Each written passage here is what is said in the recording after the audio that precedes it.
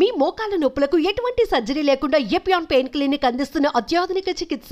Welcome to our channel. నేను మీ నవీన్. ప్రస్తుతం మనతో ప్రముఖ orthopaedic surgeon doctor Rajesh Sunkar garu ఉన్నారు. సార్ నమస్తే అండి. నమస్కారం సార్, నాకు కొన్ని డౌట్స్ ఉన్నాయి సార్. ఏంటంటే మోకాల నొప్పులు ఉన్నవాళ్ళు ఎట్లాంటి ఫుడ్ తీసుకోవాలి, ఎట్లాంటి ఫుడ్ తీసుకోకూడదు అనేసి.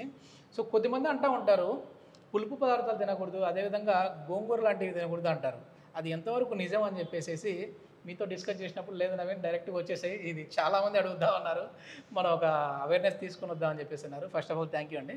సో ఏంటి సార్ ఎట్లాంటి ఫుడ్ తీసుకోవాలి? మోకాల నొప్పులు రాకుండా ఉండాలంటే ఎట్లా తీసుకోవాలి, వచ్చిన వాళ్ళు ఎట్లాంటి ఫుడ్ తీసుకోవాలి? నిజం.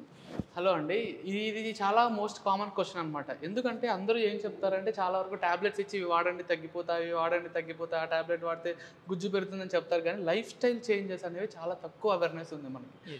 ఈ లైఫ్ స్టైల్ చేంజెస్ గురించి, ఫుడ్ చేంజెస్ గురించి నేను మీకు క్లియర్గా ఎక్స్ప్లెయిన్ చేస్తాను. ఇప్పుడు చూస్తే మనకి మోకాల నొప్పులు ఏమంటారంటే ఆస్టియో ఆర్థరైటిస్. అర్థమవుతుందా? ఇందులోనే పెద్ద లొసుగుంది. ఐటిస్ అంటే ఏంటంటే ఇన్ఫ్లమేషన్ అనమాట. ఓకేనా? యాక్చువల్గా ఇది ఇన్ఫ్లమేటరీ డిసీజ్ కాదు. సో ఇది ఒక మిస్నోమర్ అనమాట. ఇదేంటంటే డీజనరేటివ్ డిసీజ్ అంటారు. అంటే ఎక్కువ వాడడం వల్ల బరువు ఎక్కువ పడడం వల్ల అరిగిపోయే డిసీజ్ని దీన్ని డీజనరేటివ్ డిసీజ్ అంటారు. సో ఇందాక నువ్వేమన్నావు అంటే దీంట్లో పులుపు పదార్థాలు తినకూడదు అని అంటారని అన్నాడు కదా. మోస్ట్గా దీంట్లో మనకు కావాల్సినవి ఏంటంటే ఇది ఎందుకు వస్తుందంటే సైనోవియం కార్టిలేజ్ ఈ రెండు డౌన్ అయిపోవడం వల్ల ఈ ప్రాబ్లం అనేది మనకి వస్తుంది అనమాట. Okay okay. సో దీన్ని పెంచే ఆహారం ఏంటి అనేది మనం తెలుసుకుందాం ఇప్పుడు. ఫుడ్ లోపల కావాల్సిన main important thing sulforaphanes and antioxidants. Okay. ఇవి ఎందుకు ఉపయోగపడతాయి? ఇప్పుడు మనం చూసుకుంటే ఇది జాయింట్ కదా. దీని లోపల నుంచి కార్టిలేజ్ లోపల ఇది కార్టిలేజ్ అనమాట. ఈ ఎడ్జెస్ కార్టిలేజ్ అంటాం. ఓకేనా? సో దీని నుంచి ఇవి బయటకు వస్తాయి అనమాట, ఫ్లూయిడ్స్. ఇది మనకి కావాల్సిన సైనోవియల్ ఫ్లూయిడ్ అనేది బయటకు వస్తుంది. సో ఇది బయటికి రావడానికి ఉపయోగపడేది ఏంటంటే ఈ సల్ఫోఫెరాన్స్ అనేవి మనకి హెల్ప్ చేస్తాయి అన్నమాట. Okay okay. అర్థమవుతుందా? ఇవి ఎందులో ఉంటాయి సార్ రిచ్? ఈ ఫుడ్. నెక్స్ట్ ఫుడ్లో ఇది ఫుడ్ దేంట్లో ఎక్కువ ఉంటుందంటే ఒకటి క్యాబేజ్, ఓకే, ఇంకోటి బ్రొకోలీ. ఇవి దీంట్లో చాలా రిచ్గా ఉంటాయి మనకి. ఓకేనా? నెక్స్ట్ ఇప్పుడు ఇంకోటి ఏంటంటే ఆటోమేటిక్గా మనం నడుస్తుంటాం, తిరుగుతుంటాం, పరిగెడుతున్నాం. సో ఇప్పుడు ఏ మనిషికైనా కానీ లోపల మైక్రోస్పెక్స్ అనేవి జరుగుతాయి, నానోస్పెక్స్ అంటాం. అంటే ఏంటంటే చిన్న చిన్న డ్యామేజ్లు జరుగుతాయి. కింద పడుతున్నప్పుడు, లెగుస్తున్నప్పుడు చిన్న చిన్న డ్యామేజ్లు జరుగుతాయి. సో దీనికి ఏంటి, మనం ఏమన్నా మందులు వాడతామా? వాడం. ఆటోమేటిక్గా హీల్ అయిపోతుంది. ఎలా హీల్ అయిపోతాయి అంటే because of these antioxidants అనమాట. ఓకేనా? ఈ యాంటీ ఆక్సిడెంట్స్ అనేవి వీటికి ఆటోమేటిక్ హీలింగ్ కెపాసిటీని మన బాడీకి ఇస్తాయి. సో ఆ యాంటీ ఆక్సిడెంట్స్ దేంట్లో ఉంటాయి? ఫ్రూట్స్లో అయితే వైటమిన్ సి రిచ్ ఫ్రూట్స్. అంటే ఏంటి? పులుపు పదార్థాలు. అర్థమవుతుందా? పులుపు తినాలి. లెమన్, ఆమ్లా, ఆరెంజ్ ఇవన్నీ పులుపు పదార్థాలు. బెర్రీస్ ఇవన్నీ అందుకు సంబంధించి. సో అవి తినాలి.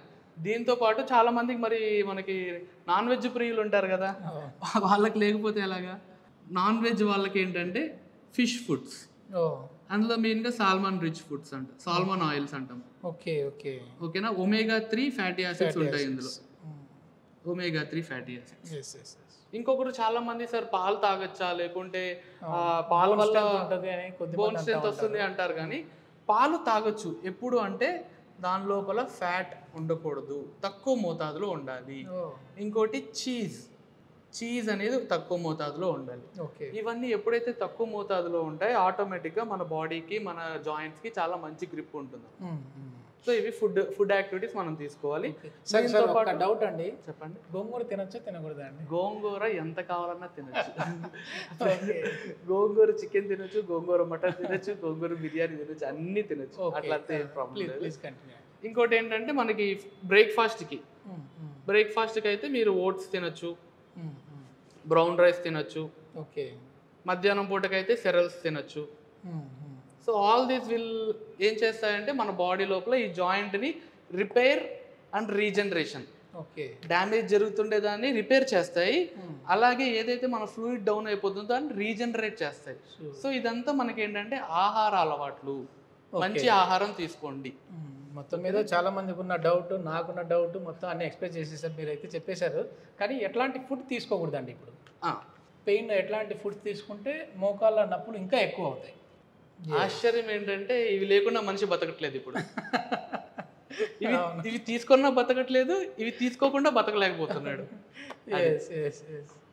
ఇది మొత్తం మీద అయితే తినకూడని పదార్థాలు, ఇవి తినాల్సినవి ఏంటి అనేది అయితే చెప్పేశారు.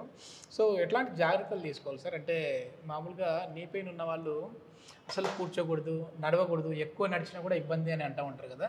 ఎక్కువ నడవడం వల్ల మోకాళ్ళ నొప్పులు వస్తూ ఉన్నాయా, అసలు నడవకపోవడం వల్ల వస్తూ ఉన్నాయా? ఎస్. చూడండి, ఆర్థో అంటే ఏంటి? Life is a moment for life. మనం నడిస్తే మనకి జీవితంలో మూమెంట్ అనేది చాలా ఇంపార్టెంట్, ఓకేనా? సో మనం ఖచ్చితంగా ఈ మూమెంట్ ఫంక్షన్ పెంచితే ఆటోమేటిక్గా మన మజిల్స్ కూడా బాగా, బాడీ కూడా ఫంక్షనింగ్ బాగా ఎక్కువ ఉంటుంది అన్నమాట. సో మనిషి అనేవాడు ఖచ్చితంగా నడవాలి. ఇప్పుడు మన జాబ్లు ఉన్నా కానీ ఎవ్రీ హాఫ్ అన్ అవర్కి లేకుంటే ఎవ్రీ 1 అవర్కి లేచి నడవండి. ఎందుకు అంటే ఎంగేజ్ వాళ్ళకి చెప్తున్నాం ఇది. ముసలి వాళ్ళకి ఏంటంటే ప్రాబ్లము, వాళ్ళు నడిస్తే నొప్పులు వస్తాయి. ఎందుకు అంటే వాళ్ళ జాయింట్ ఆల్రెడీ డ్యామేజ్ అయిపోతూ వచ్చింటుంది. అప్పుడు వాళ్ళు చేయాల్సింది ఏంటంటే కూర్చొని చేసే వ్యాయామాలు చాలా ఉంటాయి, అది వాళ్ళు చేయాలి. వాళ్ళకి అలా చెప్పాం కదా అని మేము కూడా కూర్చొని చేస్తామంటే కూర్చొని చెయ్యొచ్చు, కానీ అలాగే కూర్చొని ఉండకూడదు. అర్థమవుతుందా? మూమెంట్ అనేది ఇవ్వాలి ఖచ్చితంగా. ఎంత మూమెంట్ చేస్తే ఆటోమేటిక్గా ఇప్పుడు ఇలా అంటున్నానంటే అర్థం ఏంటంటే ఈ కండ కాంట్రాక్ట్ అవుతుంది, ఈ కండ కూడా కాంట్రాక్టే అవుతుంది. సో ఈ రెండింటి వల్ల ఏమవుతుందంటే ఒక ఎలక్ట్రిక్ సర్క్యూట్ అనేది బోన్కి పాస్ అవుతుంది. ఈ ఎలక్ట్రిక్ సర్క్యూట్ అనేది బోన్కి పాస్ అవడం వల్ల ఏమవుతుందంటే లోపల మనకి ఆటోమేటిక్గా బ్రెయిన్కి స్టిమ్యులస్ వెళ్తుంది. దానికి అక్కడ ఎముకలు వీక్ అయితే గట్టిపరచాలి, లేకుంటే డ్యామేజ్ అయితే దాన్ని హీల్ చేయాలి. ఇలాంటివన్నీ ఏంటంటే కేవలం ఒక స్పందన, ఆ స్పందన మనలో ఉంటేనే ఆ జాయింట్కి హెల్తీగా ఉంటుంది. ఓకే, చాలా మంచి ఇన్ఫర్మేషన్ సార్. నిజంగా ఏంటంటే ప్రతి ఒక్కరికి ఉపయోగపడే వీడియో ఇది. కొన్ని అపోహలు అయితే ఉంటాయి కదా, అవే నేను ఇప్పుడు డాక్టర్ గారితో ఫోన్లో డిస్కస్ చేశాను. లేదు, మనం అందరికీ అర్థమయ్యే విధంగా చేద్దాం నవీన్ అని చెప్పేసి అన్నారు. ఇది ప్రతి ఒక్కరికి యూజ్ఫుల్ అనుకుంటాను. మీకు యూజ్ అయితే 10 మందికి రీచ్ అయ్యేలా వీడియోని అయితే షేర్ చేయండి. Thank you sir. Thank you so much. Thank you mister Naveen గారు.